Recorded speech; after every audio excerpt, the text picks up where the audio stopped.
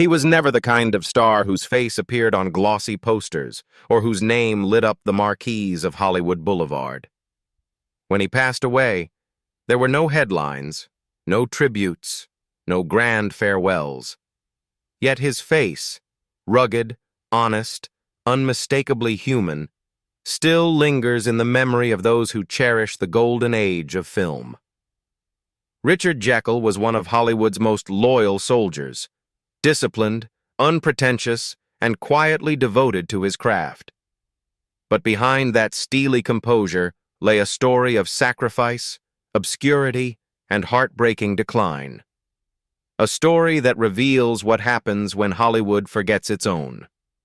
Richard Hanley Jaeckel was born on October 10, 1926, in Long Beach, New York, at a time when America was struggling through the Great Depression. His early life was not defined by glamour or opportunity, but by survival. Like many families of that era, the Jaeckels knew the meaning of hard work and quiet endurance. His father worked for the utilities, his mother kept the household steady, and together they taught their son that dignity came not from wealth, but from effort. When the family eventually moved west to Los Angeles, it wasn't in search of fame. There were no movie star dreams, no grand ambitions, just the hope of finding steady work and a safer future. Hollywood at the time was both a dream factory and a machine that chewed through thousands of hopefuls. For young Richard, it was just a city like any other, except that everywhere he turned, he saw stories being created. In 1943, when he was just 17, Jaeckel landed a humble job as a messenger boy at 20th Century Fox. It was a small role in the grand machinery of the studio system, delivering scripts, running errands, grabbing coffee for executives. Few people noticed him, and even fewer remembered his name. But destiny often hides in the quiet corners of ordinary life. One day, a casting director caught sight of the young messenger and saw something that couldn't be taught, a face that carried truth. It wasn't the polished look of a movie star, but something deeper, raw, honest, unmistakably real. That simple encounter changed everything. Soon after, Richard Jaeckel was offered a small role in Guadalcanal Diary, 1943, a wartime film released while the world itself was still burning. On screen, he didn't act like a soldier, he was one. His natural sincerity, quiet strength, and unforced emotion stood out amid the patriotic fervor of the era. From that moment on, the boy who once delivered coffee to actors became part of Hollywood's great storytelling machine. Yet fame was never his pursuit. He worked, he listened, and he learned. His honesty, born from hardship, humility, and an unshakable work ethic, became his greatest weapon. In a world built on illusion, Richard Jaeckel's truth made him unforgettable. He didn't just play heroes, he embodied them. Ordinary men caught in extraordinary moments, fighting not for glory, but for meaning. The success of Guadalcanal Diary gave Richard Jaeckel a promising start, but it also carried a quiet curse, the danger of being typecast. Hollywood quickly saw him as the perfect soldier, young, disciplined, stoic, and brave. For many actors, that might have been enough, but Jaeckel wanted more than to repeat the same salute for the rest of his life. Throughout the late 1940s and 1950s, he began to reshape his path, taking on small but meaningful parts across a range of genres, westerns, crime dramas, even the occasional comedy. He wasn't chasing fame, he was chasing truth in every character he played. To Jaeckel, even a few lines of dialogue deserved preparation. He built backstories for his characters that no one would ever see, giving each of them depth and quiet purpose. That dedication soon paid off. In 1957, he landed one of his most memorable roles as Charlie Prince in 3:10 to Yuma, a cunning, unpredictable outlaw with both charm and menace. Critics praised his ability to command attention without ever overacting. Jaeckel didn't need to shout to be heard. His strength was in restraint, in the subtle emotions that flickered across his eyes. By the 1960s, his career reached its height. He appeared in war films that defined the era, Sands of Iwo Jima, The Devil's Brigade, and most notably, The Dirty Dozen in 1967.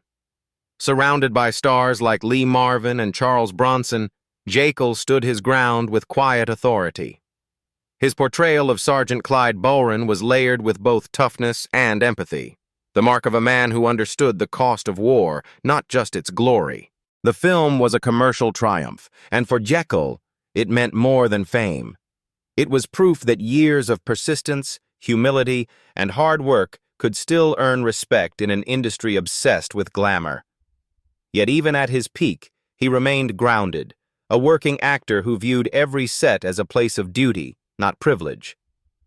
In a time when stars burned bright and vanished fast, Richard Jaeckel built his legacy slowly, not through spectacle, but through sincerity.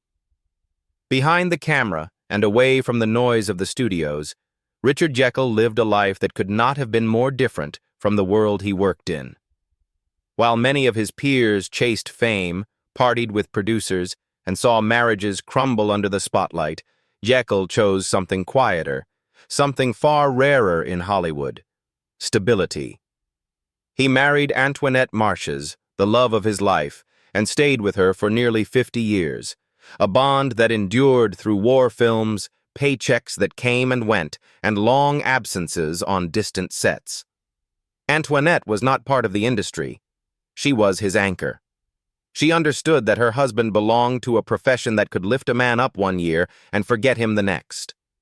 Her loyalty and calm presence became the foundation of their family, a small sanctuary far removed from the chaos of Hollywood. Jaeckel's devotion as a husband and father was as steady as his work ethic. He often turned down roles that required him to be away for too long, choosing to spend time with his 2 sons instead. He believed fame meant nothing if you couldn't be there for the people who truly loved you. At home, there were no movie stars, just a father who fixed things around the house, told jokes at dinner, and taught his children the value of earning everything through effort. Unlike the tough, stoic men he portrayed on screen, Jaeckel was known among friends as gentle and quietly funny. He laughed easily, never bragged about his work, and was generous with advice to younger actors who struggled to find their footing. Within the Screen Actors Guild, he was an active voice for fair treatment, especially for supporting actors like himself, who carried much of the emotional weight in films but rarely got the recognition or pay they deserved. He never saw himself as a star, and maybe that was why so many people respected him. In an industry built on illusion, Richard Jaeckel represented something real. A man who valued family over fame, integrity over image, and kindness over competition. To those who knew him personally, he wasn't just another Hollywood face. He was a reminder that decency could still exist in a town that often forgot what the word meant. By the time the 1970s arrived, Hollywood had changed beyond recognition. The old studio system that had once given Richard Jaeckel his start was collapsing. In its place came a new era, the age of blockbusters, of dazzling visual effects, and young faces who could sell millions of tickets with a smile. For veteran actors like Jaeckel, who had built their careers on craft and quiet intensity, the new Hollywood had little room left. He watched as the scripts began to thin out, fewer roles for the kind of men he had always played: the loyal sergeant, the weary cowboy, the blue-collar worker with dignity. When those parts did appear, they were often shallow, written only to fill a scene before the next explosion or special effect. It was a painful shift for someone who had spent decades believing that even the smallest role deserved meaning. Still, Jaeckel never complained. He adapted the only way he knew how, by working harder.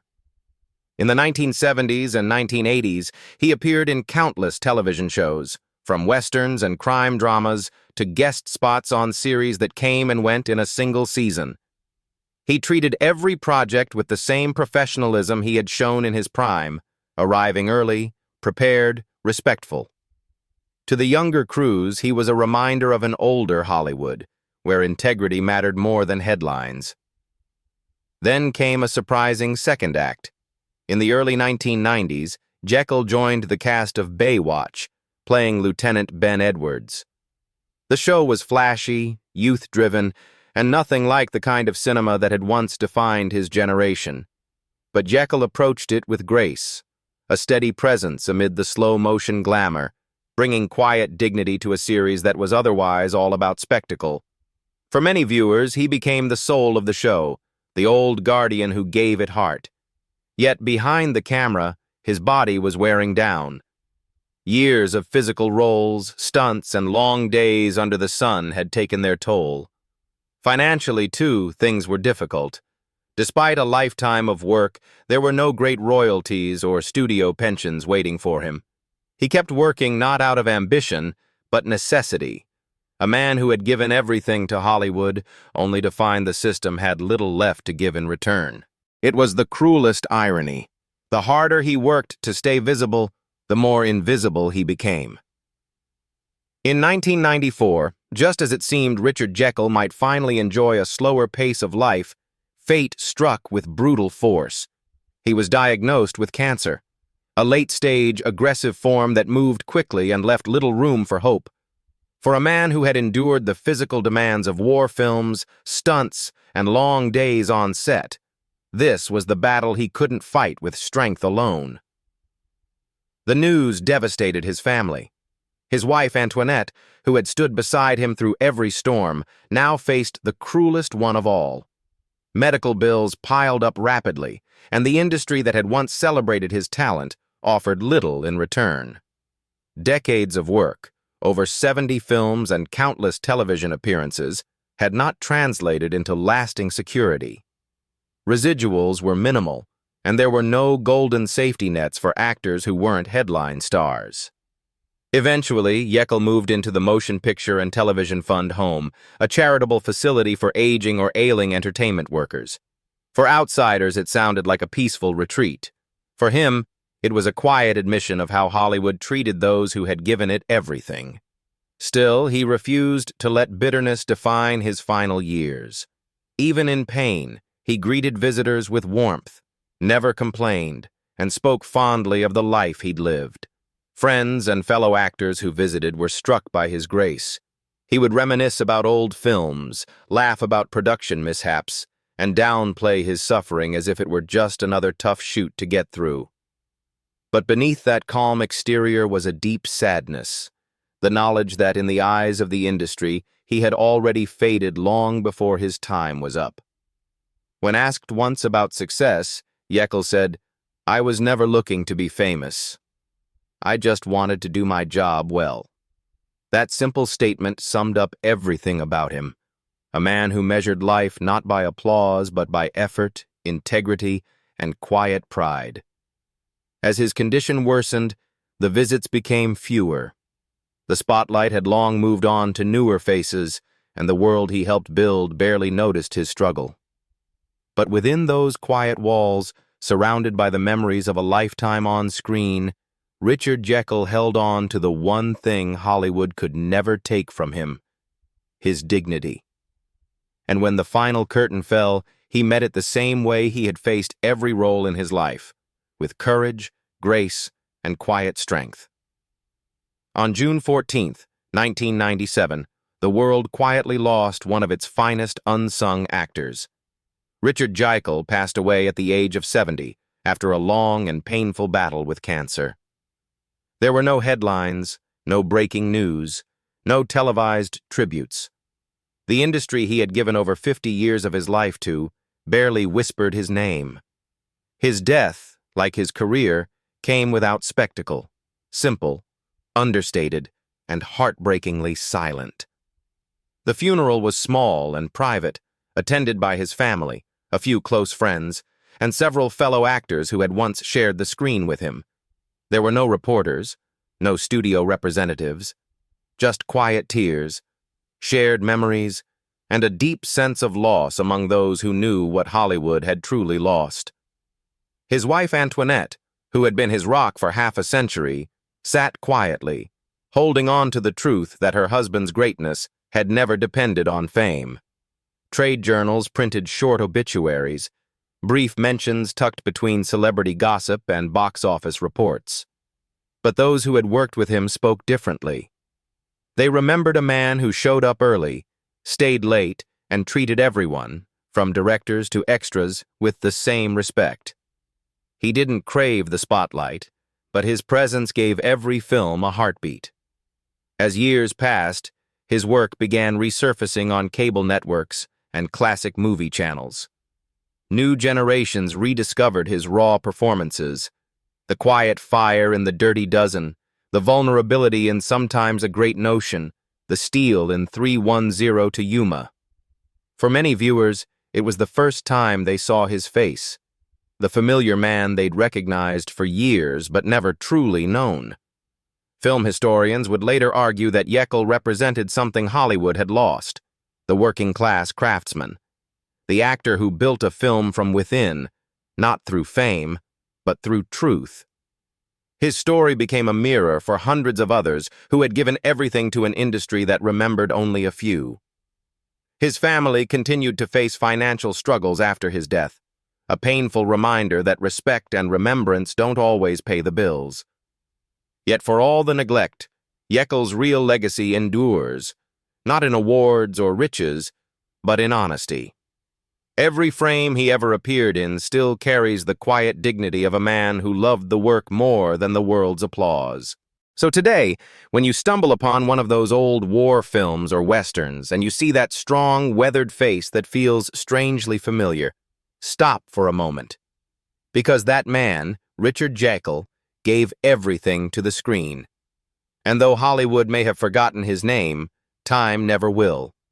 In the end, Richard Jaeckel's story isn't just about one man. It's about what Hollywood chooses to remember and what it quietly lets fade away. He never asked for fame, but he gave everything he had to the art of storytelling. And when the lights went out, the silence that followed said more about the industry than it ever did about him.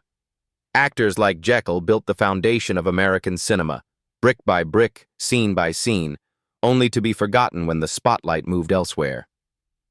But for those who still remember, his legacy remains unshaken. A man who showed that greatness doesn't always come with glory.